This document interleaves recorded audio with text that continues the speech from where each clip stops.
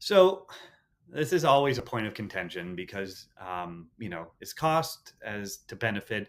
Ideally, biased as a pen tester, based on everything I've seen, I would say at a minimum before any product release or major product release. If it's just a small tweak, you don't need pen testing. Obviously, it would be great to have it, but it's not necessarily mandatory. So before any major product release, for sure. When firmware, cloud, web components are changed significantly, definitely get a pen test because basically the entire anything that renders the previous pen test null and void, generally a good rule of thumb to get a new one. Or when you start introducing a ton of new third party components that you haven't looked into, or maybe one of the components was found to have a serious breach or vulnerability, great to have a pen tester go in and see if they can leverage that just for a peace of mind that states, we're paying someone to be evil.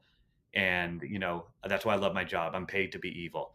And so I have no malicious intent. So if you can ask people and get pen testers to provide you the service that other people with malicious intent will be doing in the background, you can fix this stuff before people would find it. That's really the goal of pen testing.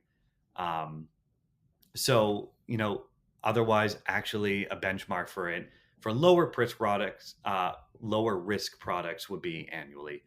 But as I'm sure we'll get into later, new regulations in the industry like medical, automotive, industrial, connected devices, red CRA, everything, a lot of them require you to have tested and shown a proven verification that you have secured components, you have